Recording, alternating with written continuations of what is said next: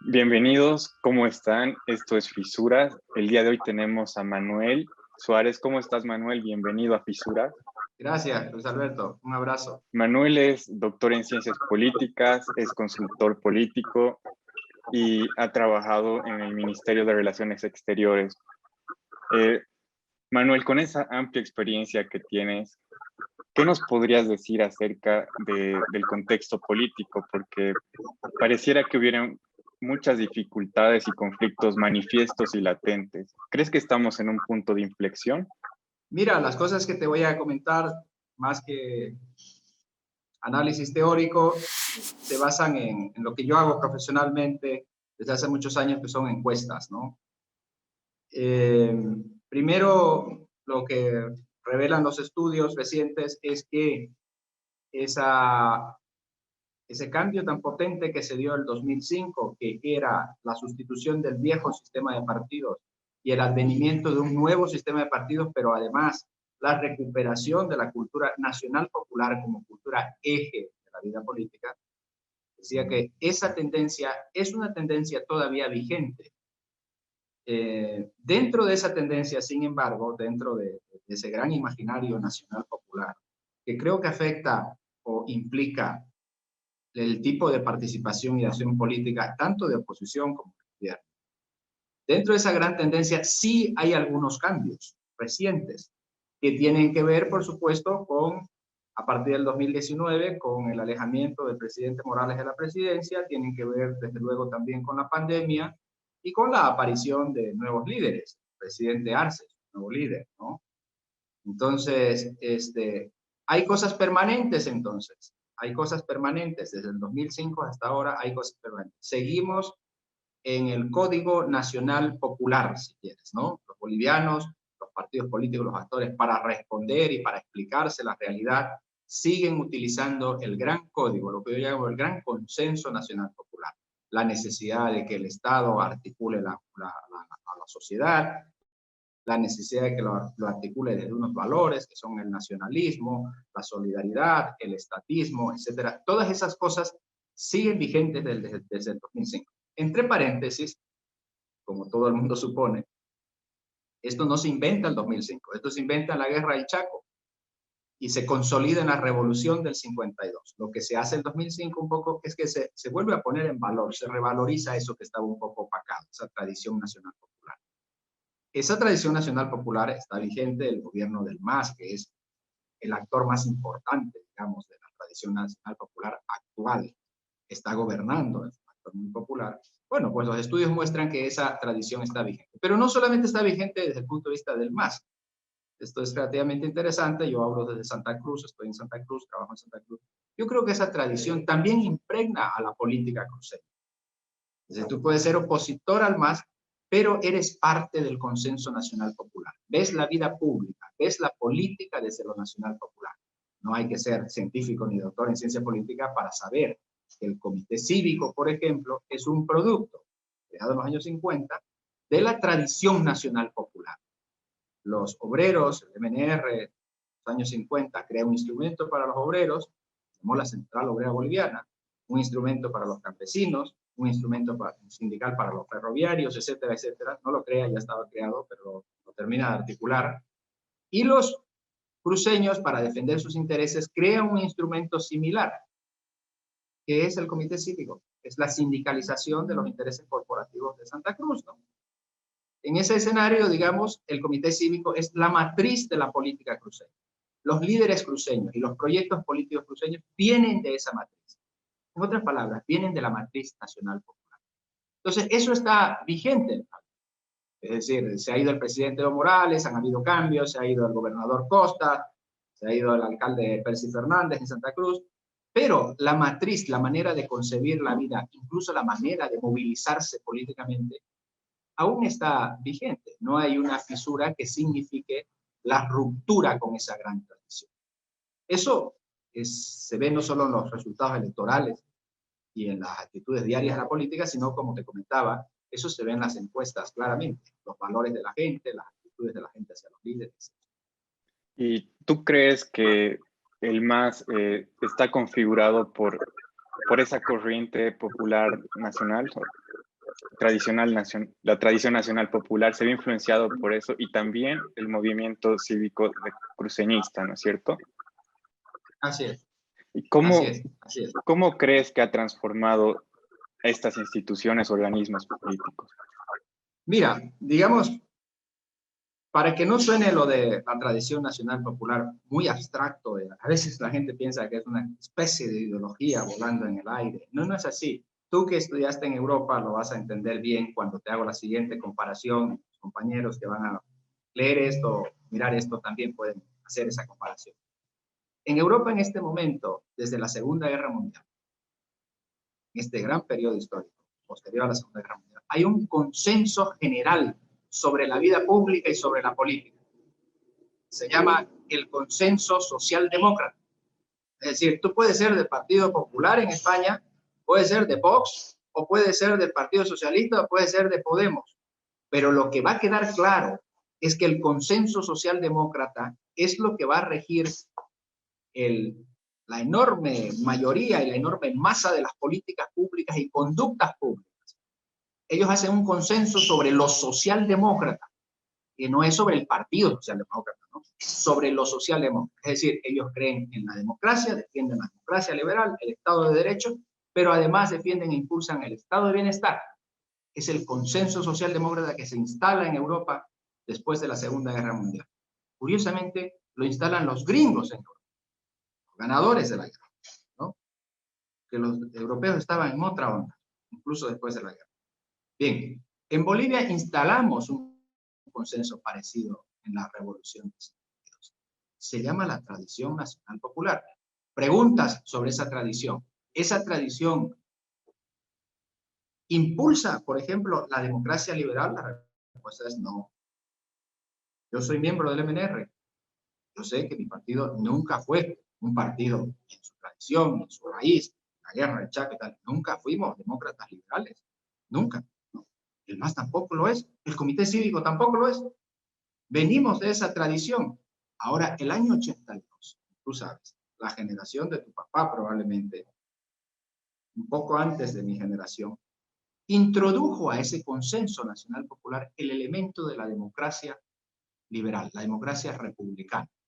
Trajeron la democracia. Curiosamente la trajo el doctor Siles como protagonista y el doctor Paz. Y luego el general Banzer, que hace un pacto con el presidente Paz Zamora, consolida el hecho de que la tradición nacional popular ahora va a convivir con la democracia republicana y liberal. Entonces, a partir de ahí, ese consenso incluye a la democracia republicana y liberal. Entonces, ahí lo que hay que preguntarse a partir de ahí es, ¿se mantiene ese nuevo dato, digamos, de lo nacional popular, que es la democracia liberal? ¿Se mantiene? Bueno, gran parte de la oposición boliviana, como tú sabes, cuestiona eso y dice, no, el MAS no ha podido mantener los valores y las instituciones relativas a la democracia republicana. Por ejemplo, la independencia y justicia. Por ejemplo, un montón de casos, ¿no? Lo de prolongar el mandato. Y desde luego, el MAS responde, oye, ¿y ustedes cuando les tocó? En el año del gobierno transitorio, peor, tampoco pudieron mantener la tradición democrática, republicana y liberal. Entonces, lo que sí hay, si quieres, en los actores, es una especie de duda y cuestionamiento, siempre en el marco del consenso nacional popular, duda y cuestionamiento sobre el sistema político. También pongámonos de acuerdo, Albert, en la cuestión de que esas dudas y esos cuestionamientos no han llegado nunca desde el 82, ni en el último periodo de Evo, ni después de la salida de Evo. No ha llegado nunca esos cuestionamientos a romper la institucionalidad democrática y liberal, en el sentido de que todos los problemas que hemos tenido, todos los grandes problemas políticos, y que nos han llevado muchas veces al borde del abismo de la violencia y la guerra, y que muchas veces han implicado muertes y casos trágicos en la política boliviana, pero todos esos problemas han sido resueltos en el escenario de la democracia liberal. Por ejemplo, en el Parlamento, o por ejemplo, mediante el voto. Entonces, hay un gran consenso, hay dudas sobre el sistema político democrático liberal. Para manejar ese consenso de tradición nacional popular, y hay dudas, y sin embargo, a pesar de esas dudas, la realidad muestra de que la democracia, con sus temas, con sus luces y sus sombras, ha funcionado y probablemente va a seguir funcionando. Tú también escribiste acerca de que hay una constante correlación de fuerzas entre el MAS y los partidos opositores. ¿Por qué se da esta situación tan constante y que no es única del periodo del MAS, sino que también es anterior, ¿no es cierto? Sí, mira, más que una correlación de fuerzas entre el MAS, porque el MAS no es un partido, ¿no? En estricto sentido, lo que pasa es que compite electoralmente como un partido y con mucha eficiencia. El MAS es un movimiento, ¿no? Entonces, digamos, más entonces que referirnos a la correlación de fuerzas entre dos partidos o dos fuerzas o dos bloques partidarios, creo que hay una correlación de fuerzas entre una visión de la vida pública y del país muy signada, digamos, por el nacionalismo, por la tradición nacionalista dentro de la tradición nacional popular, que son las fuerzas relativas al MAS. Es el MAS, es la tradición sindical, muy afincada esa tradición y esas fuerzas en Occidente sobre todo. Por un lado, entonces, hay esas fuerzas, y por otro lado, hay otra versión de lo nacional popular, que es lo cruceño. Y lo cruceño, no tanto como identidad de ser Camba o no ser Camba, sino como visión del mundo, del desarrollo, de la economía, del poder, ¿no? Entonces, entre esos dos bloques, si les quiera llamar, hay un amigo que utiliza muy bonito esos conceptos.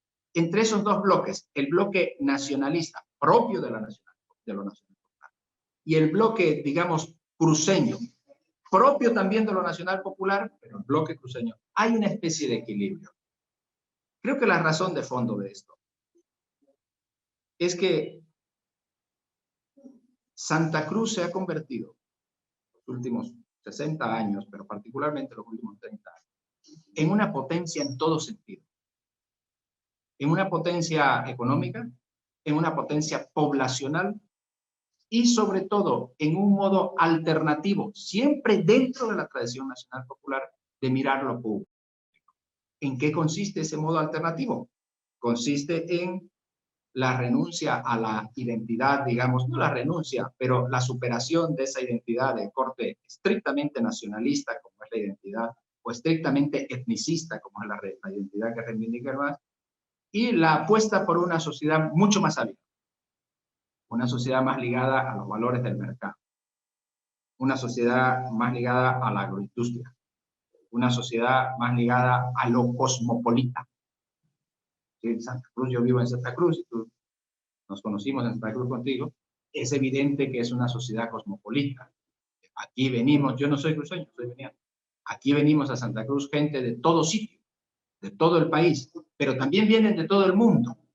Y entonces, sí sigue siendo parte de la tradición nacional popular, para abreviarlo, sí sigue siendo desarrollista el modelo de sociedad cruceña, fundado en el desarrollismo, que es el modelo económico de la nacional popular. Pero ese desarrollismo está matizado con una modernidad exitosa en términos económicos que ha cambiado la sociedad. Un poco eso aún no logra asimilarlo el sistema nacional, digamos, el MAS, por ejemplo. Lo nacional popular planteado desde el MAS aún no logra asimilar.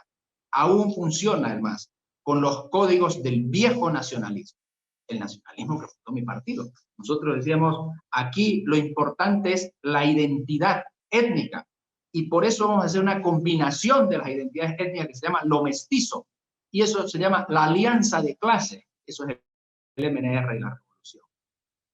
El MAS dice, aquí funciona la identidad étnica, dice exactamente lo mismo, pero en vez de hacer una alianza que podría diluir las identidades originarias, lo que vamos a hacer es resaltarlas. Pero el principio de legitimidad, en ambos casos, la revolución del 50 y el MAS, es el principio de la identidad étnica.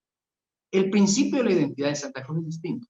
Es decir, sí, yo soy cruceño, te voy a decir en cruceño, pero mira, mi oficio es sembrar, vender, comerciar, hacer cosas propias de una sociedad cosmopolita y moderna, ¿no? Es decir, no va a renunciar a su identidad étnica ni a su identidad cultural, pero eso no determina su modo de entender la vida, su nuestro modo de entender la vida es el capitalismo contemporáneo y popular, ¿no? También un poco como lo es en el Alto. Yo he hecho muchos estudios en el Alto. En el Alto la gente se reconoce de una identidad. Muchos aymaras, yo soy aymara, soy por aquí, soy por acá. Pero, digamos, a la hora de determinar su conducta privada, incluso muchas veces pública, la gente está en otra cosa. Entonces, esa contradicción entre el modo masista, nacionalista, muy parecido al del MNR, de ver Bolivia, de ver el país, de ver la realidad, y el modo, digamos, cruceño, de ver lo mismo, esa contradicción es la contradicción que sí crea un equilibrio de fuerza. Creo que a futuro se van a ir desdibujando la radicalidad de estas identidades. Es decir, la gente dice, sí, hombre, soy aymara, pero a ver si avanzamos un poquito más en otros temas que me preocupan también. Me preocupa la salud, la educación de mi hijo y no sé qué. Súper aymara, viejo.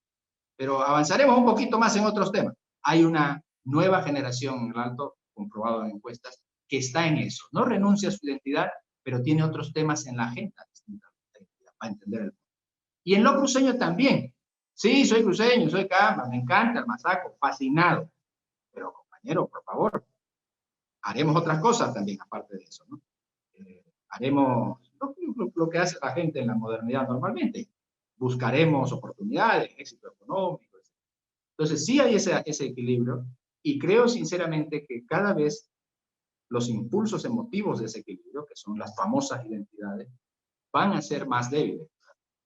Y la realidad de la gente, la realidad, las expectativas, las esperanzas, las ilusiones de la gente, como en cualquier sitio del mundo, terminará siendo lo que impone la política y la realidad pública. Ya en esta nueva generación, concretamente chicos de 18 a 25 años, en todo el país, ya hay un divorcio, no voy a decir un divorcio, pero un enfriamiento de esta épica tan identitaria. Ya hay. Igual sigue eso, presentando un escenario de dos visiones que son equilibradas. Lo importante, sin embargo, es que ninguna de las dos visiones, ni la visión del MAS, ni la visión de Santa Cruz, se les ocurriría, ni por si acaso, plantear que esto se resuelve con una guerra civil, plantear que esto se resuelve con la violencia y no con la democracia. Entonces, lo importante es que sí hay diferencia, sí hay una profundidad ética, a veces exagerada, o épica, a veces exagerada. Pero esto no es, ni mucho menos, tú conoces así en Europa, ni mucho menos los conflictos étnicos europeos o africanos que han generado una violencia masiva. Hay una cuestión que está sobre la mesa, que has hablado de que existen bloques, pero en ningún momento te has referido a un partido de oposición. ¿Qué está haciendo la oposición? ¿Qué rol está jugando? ¿Existe la oposición realmente? Bueno, orgánicamente es muy débil, ¿no? Muy frágil. Creo que ellos mismos, los actores opositores, lo deben reconocer, reconocen, ¿no? Entonces, la pregunta de si existe una articulación orgánica, política, partidaria en la oposición, la respuesta es muy poco, es muy frágil, es muy débil. La pregunta de si existe, voy a decirlo duro ya como encuestador, un mercado disponible electoralmente hablando de votos para gente que piensa como la oposición. Quiere decir que siendo de la parte de del consenso nacional popular, rechaza la manera en que el MAS plantea ese consenso. Sí existe un mercado enorme, ¿no, Alberto? 41, 42, 43% de los bolivianos están listos para votar a algo distinto al MAS. Esto es como cuando uno tiene un negocio y dice, pucha, voy a vender salteñas. Bueno, te quiero asegurar una cosa, te dice el consultor. Hay 43% de los cochabambinos que quieren comprar salteñas. Si te dicen eso, ya tienes ahí más de la mitad del camino. Otra cosa es si la vas a organizar bien tu empresita, que es tu partido, por hacer una comparación sacada del pelo. ¿Qué vas a hacer en el discurso? ¿Qué vas a hacer en el diario vivir? ¿Cómo vas a sobrevivir? Etcétera. Pero aquí hay una disponibilidad enorme para votos de la oposición. En ese punto, en los conflictos del 2019, fue una evidencia muy clara de que existen dos corrientes que han sido contrapuestas. Ahora, la situación es que se han movilizado, han salido a las calles, pero en ningún momento se ha cristalizado como un partido o una organización fuerte, ¿no es cierto? Pero en España vemos que un movimiento así como el 15M generó a Podemos. ¿Cuál es su visión como consultor? Mira, construir un partido es muy, muy difícil. Y Podemos, de alguna manera, terminó siendo un fracaso, ¿no? Fue un gran movimiento de calle y un partido, digamos, frágil. Y estoy seguro de que hay una disponibilidad de votos, digamos, llamémosle indignados todavía en España, pero que ya no ven al instrumento, ¿no? Un poco así pasa, digamos, con los cruceños, ¿no? Tú ten en cuenta que los mismos votos que se llevó Costas son los votos que ahora lleva Camacho, ¿no? Entonces, el partido que se llamaba Demócrata, creo que Costas, ¿no? Y el de Poder y el actual de Camacho que se llama Creemos, casi da igual la sigla, ¿no?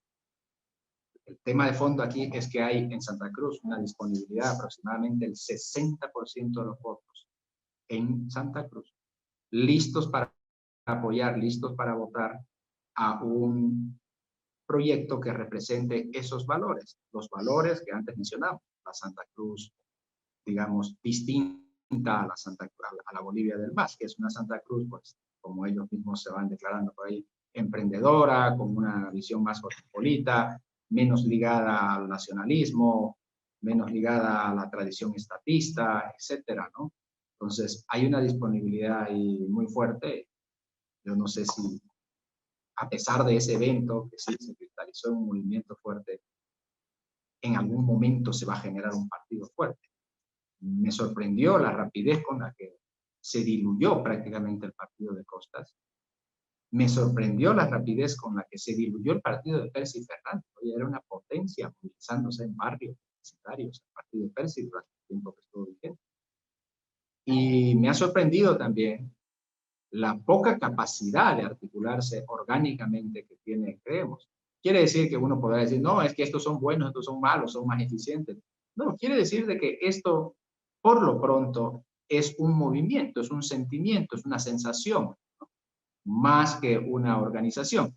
Y mira, en el MAS, no es que hubiera pasado exactamente lo mismo, porque en el MAS hay sí un carácter orgánico más potente, sindical, etcétera, pero con los liderazgos me ha sorprendido la rapidez con la cual el presidente Arce, digamos, se ha convertido en un líder del MAS, porque las apuestas de todos los politólogos hasta hace 4 años, 5 años, era de que se trataba de un partido caudillista que iba a desaparecer si el presidente Evo Morales no estaba en el primer plano, ¿no? Mira, no ha sido así.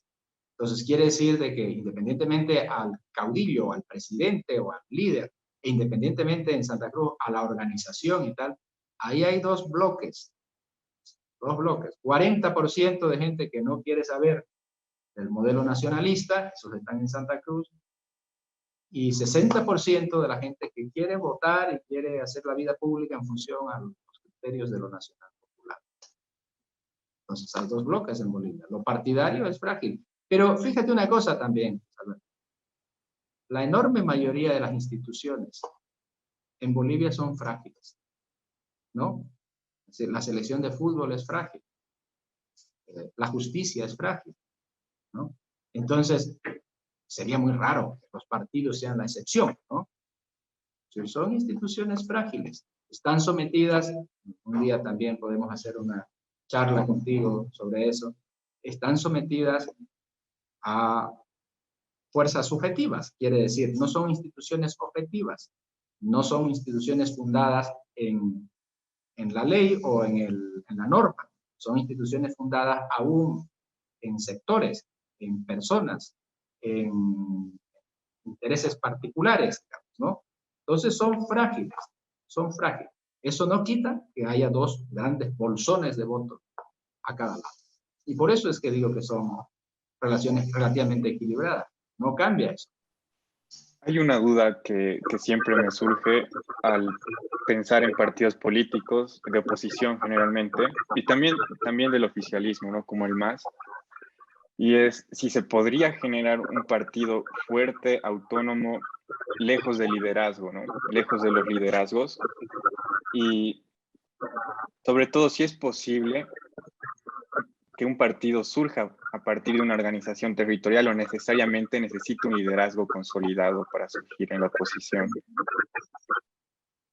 Mira, si tú lo ves, yo creo que el último partido en crearse en Bolivia, que relativamente sobrevive, fue UCS, porque sobrevive en Santa Cruz. Los demás son partidos históricos o movimientos. El MAS es un movimiento, ¿no? Es un movimiento, ellos le llaman bien un instrumento, digamos, para articular el movimiento, ¿no? Es como una gran alianza, ¿no? Entonces, si alguien me dice, yo voy a formar otra gran alianza como el MAS, le digo, escuchar, UCS fue el último. Después, todos los que se crearon de última etapa, digamos, UCS es de los años 90, ¿no? Pero todos los que se crearon después, fíjate, Podemos, ¿no? Toda la tanda de partidos que se creó después no ha logrado sobrevivir más allá del proyecto de ejercicio del mando, ¿no? NFR, etcétera, ¿no? Incluso con DEPA se diluyó, ¿no? Es muy difícil un partido político en cualquier sitio del mundo, es difícil, ¿no? Ya ves el fracaso de Podemos. Pero, digamos, lo que sí hay son proyectos electorales. Entonces, quizá le estamos pidiendo demasiado a los políticos, ¿no? Formen partidos, formen. O los políticos, si fueran totalmente honestos, dirían, no, mira, es muy difícil, lo que vamos a tener son simplemente proyectos electorales, ¿no? No, Perú, por ejemplo, es un país de proyectos electorales, prácticamente no hay partidos. Hay una visión en ciertos politólogos y también en la sociedad de que el MAS estaría siguiendo el camino del MNR, es decir, que tendría a crear escisiones. ¿Cómo ves esa situación? Bueno, la verdad es que por primera vez en la historia del MAS, lo digo por mirando encuestas, ¿no? Hay dos liderazgos que podrían atraer votos cada uno por su cuenta y voto masivo. Porque no sé si te acuerdas que el MAS del presidente Evo Morales ya sufrió dos divisiones, una con Román Loaiza y otra con Pachi. Pero claro, Pachi se llevó 1,5% de los votos y Román Loaiza creo que se llevó 3%, 4%, no me acuerdo la verdad ahora, pero muy pocos votos, ¿no? Es la idea. Pero por primera vez ahora las encuestas, yo hago mucha encuesta, muestran que tanto el presidente Arce como el expresidente Morales podrían llevarse votos de manera masiva. Podrían competir casi en igualdad de condiciones entre ellos para dividirse el voto que genera el MAS. Entonces tú ya tienes ese dato, digamos, un dato de que materialmente, desde el punto de vista de preferencias de los electores, es posible una decisión en el MAS. Hay ese escenario. Ahora, si yo soy estratega del MAS, o tú, o hay una mesa de estrategas, y llega esa encuesta, dice, mira, si se presenta el presidente Evo Morales, se va a llevar 20 y tantos %. Si se presenta el presidente Arce a la vez, otro 20 y tantos, uno o los dos 30, lo que sea.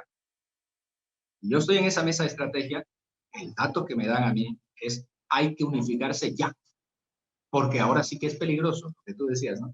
Ahora sí que el MAS puede llevar el camino de la... Entonces, cuando a mí me dicen en la oposición, más o menos, alegría, alegría, porque ahora el MAS se está dividiendo, y yo digo, oye, no estoy seguro, porque si ellos tienen este dato, más tienen este dato, obviamente son personas racionales, que les gusta el poder, porque para eso se está en política, ¿no? Los políticos profesionales están para tomar el poder. El dato, la lectura que van a hacer del dato, es unidad, porque le está mostrando una cosa objetiva, que es una encuesta, que la división los va a llevar a la derrota probablemente, van a partir el voto del MAS, ¿no? Entonces, no sé si se van a dividir. Sí, estoy de acuerdo contigo de que por vez primera hay condiciones objetivas para que esa división se pudiera generar, ¿no? También hay que tomar en cuenta una cosa, sin embargo, ¿no? El control del aparato partidario. El aparato, las personas que no han estado en política, no saben la enorme importancia que tiene. ¿Quién controla el partido? Legalmente, ¿no? legalmente. Hay toda una legalidad, leyes en torno a los partidos políticos, la relación con la Corte. Y entonces, la legalidad del partido está en manos del expresidente. Y un poco, por tanto, la unidad o no unidad prácticamente va a depender de una decisión legal. El último día va a depender. El último día, ¿sabes cuál es? Los que están en política también lo saben. Es el día que tú llevas las listas a la Corte, ¿no? Cuando eres muy confiado, mandas a un compañero y dices, anda a llevar las listas a la Corte, que inscriban. Ahora ya se lleva por computadora, se mandan más, ¿no? Le encargas a alguien. Pero ese acto, el entregar las listas a la Corte, es el acto donde se define la unidad o no unidad. La unidad se define antes por razones sociológicas, pero es el acto jurídico a través del cual se define o no la unidad. Y ese acto depende, en este caso, del expresidente Evo Morales. Entonces, yo no veo tan fácil, tan ingenuo, digamos, que sí, el MAS se va a dividir porque de pronto tienen diferencias de idea. Oye, puede tener diferencias de idea, pero si vos ves que esa realidad te va a llevar a la derrota, se acabaron las diferencias. En mi impresión, no soy del MAS, ni quiero serlo, pero digamos, aprecio en ese instrumento, un instrumento de poder tremendo, un instrumento maravilloso de poder, y no creo que se lo vayan a rifar así de fácil. Perfecto, Manuel. Entonces el panorama que nos explicas es bastante claro, ¿no? Un contexto político en el que no hay partidos de oposición y hay un partido hegemónico, el MAS, que está... Sí, una cosa que es más importante, creo, Alberto, al final de todo. No hay ninguna perspectiva de ruptura de democracia, ni hay ninguna perspectiva de violencia fuerte, grande, estructural en Bolivia, a pesar de que al sistema de partidos le puedes seguir echando en cara mil cosas, que son frágiles, que no son democráticos por dentro, que el MAS se puede dividir, que, etcétera, etcétera, etcétera. Y perdona que hable tan en lo abstracto, pero ya los años de política me han enseñado eso. La última pregunta es, ¿hay riesgo de violencia o no? En Bolivia no. Y eso es una tranquilidad enorme. No vamos a pelear pues, por las pegas, se van a pelear por las pegas, por la división del MAS, porque creemos al final no se hizo partido, porque Comunidad Ciudadana no logra no sé qué, fracasó su congreso. Son minucias, minucias. Lo grande que es la paz social y el entendimiento político entre los bolivianos, creo, Luis Alberto, que gracias a los bolivianos, gracias a muchas cosas, está asegurado. Y creo que eso es la base del análisis en un país como el nuestro.